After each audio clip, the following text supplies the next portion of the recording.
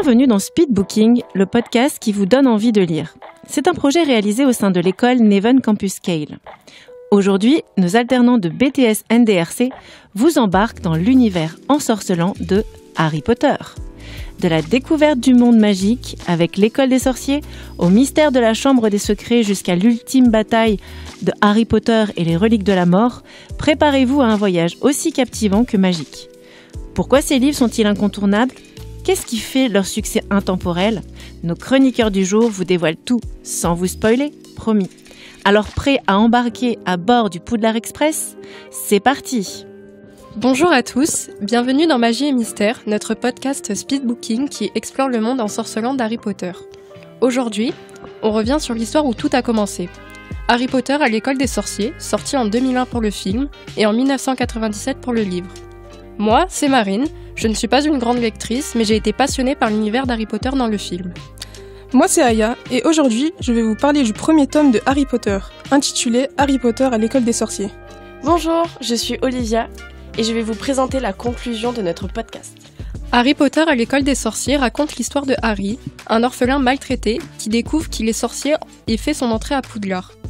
Aux côtés de Ron et Hermione, il apprend la magie et tente de déjouer un complot autour de la mystérieuse pierre philosophale. Mais c'est quoi la pierre philosophale ?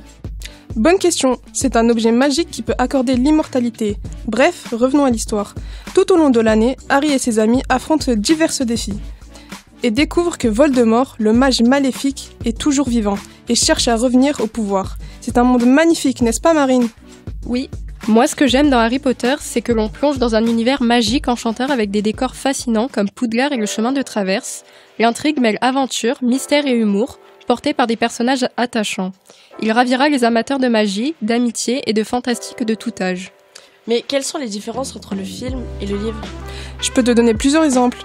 Dans le livre, les Dursley, la famille de Harry Potter, sont beaucoup plus cruels.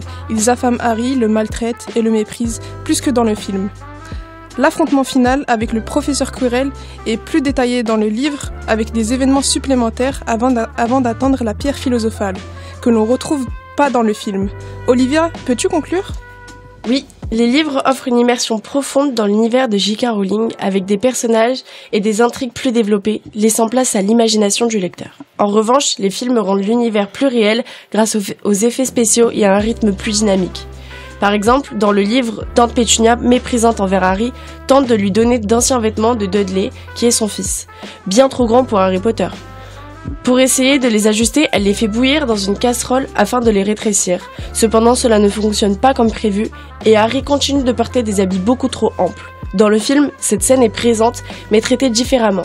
On aperçoit simplement Pétunia en train de touiller dans une marmite, sans explication sur son intention. L'adaptation met davantage l'accent sur la maltraitance de Harry à travers des éléments plus visuels, marquants, comme son placard sous l'escalier et l'attitude méprisante des Dursley à son égard. Pour moi, chacun des deux médias a ses forces et ses limites, et leur combinaison permet de mieux apprécier l'œuvre dans sa globalité. C'est ici que s'achève notre épisode. N'hésitez pas à partager vos avis, à commenter et à interagir avec nous. Merci pour votre attention et n'oubliez pas, la magie continue où que vous soyez. Merci pour votre écoute. Merci d'avoir voyagé avec nous. Un grand bravo à nos chroniqueurs du jour.